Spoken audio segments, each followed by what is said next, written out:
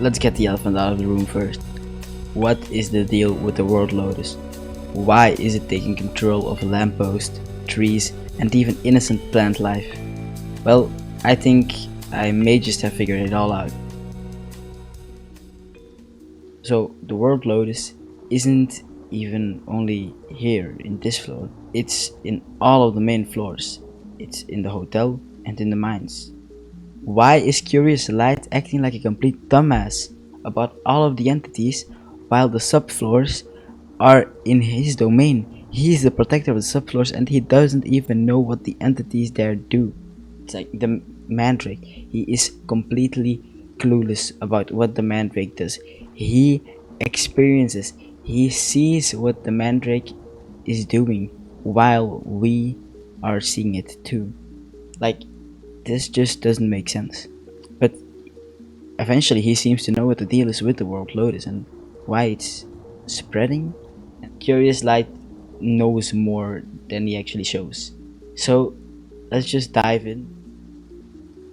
Well, first of all, we have to know where we actually are to find out what's happening. So we know that doors itself, so the whole of doors, all the floors, all the subfloors, take inspiration from the Bible, as seen with the crucifix, and most importantly, this statue in the courtyard, depicting an archangel with the word limbo on it. And if you know something about Christianity, you might realize what limbo is and how the world lotus fills so many plot holes within the Doors universe. So we know from this statue that we are probably in either limbo or the purgatory. Limbo is the place where souls go who died and were not baptized, but not evil. And the purgatory is a place where baptized souls go to repent for their sins before they are let into heaven. But it's safe to assume that we are actually in the purgatory, and that's because the world lotus in this universe is the tree of life. Yup, the same one that's seen in the Bible. As we know, the world lotus is incredibly powerful and able to make some kind of life, but it's also very destructive, as we can see with Bramble and Icestalk. So it's the tree of life, but kinda evil and wants to spread to all of these different places to grow and just make his domain larger. So I think that perfectly answers the question of what the world lotus is and what its place is in the Doors universe. Because of the yellow sparks around the world lotus and the lotus's leaves, we know that Curious Light has some control over the world lotus. But is it safe to assume that he on his own entirely made the world lotus? No, not at all. You see, he actually got the request to make the world from no other than Grampy. Yup, this innocent little grandpa is the reason why the whole outdoors is slowly being taken over by the world lotus. But not entirely. You see, he talks about the groundkeeper as if they are related, as if it's his son or his grandson. But they look nothing alike. He even looks dead. Well, yeah, but the groundskeeper is actually related to Grampy. But if they are related, they look nothing alike. The groundskeeper even look, and this is all a theory, but it's probably true. So this is how the timeline supposedly goes in this theory. So when Grampy and the groundskeeper were just minding their own business in the outdoors, the groundskeeper actually died, and probably because of the monument, search, or some other unknown entity. And we know this because the groundskeeper is literally dead. He's literally just a skeleton, a corpse. And so the groundskeeper died, and Grampy, of course, wanted to get him back. He wanted to revive him. So with the help of the protector of the subfloor, Curious Light, they were able to make the very first ever lotus flower. But as we know, that did not go so well. So yeah, the groundskeeper got revived, but at what cost? You can actually see that Curious Light empowered him because of the houses with the curious light symbol on it in the graveyard, and even his bathrooms he uses to teleport. So that's how we know that he's actually empowered by curious light. And you can also see that his eye is glowing yellow, which further explains that curious light is actually in control of the groundskeeper. Maybe he is still somewhat in there, but not fully.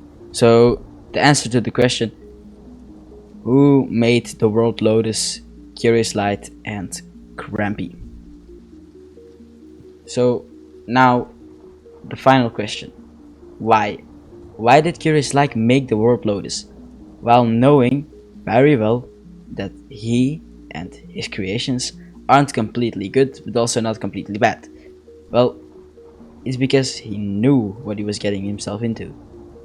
And he doesn't care. He manipulated Grampy to make the world Lotus with him by using the death of the groundskeeper, now just a shell of himself. Curious Light was able to empower him to do all of his dirty work. Now you might think that's pretty cruel, but there's something far more sinister going on actually.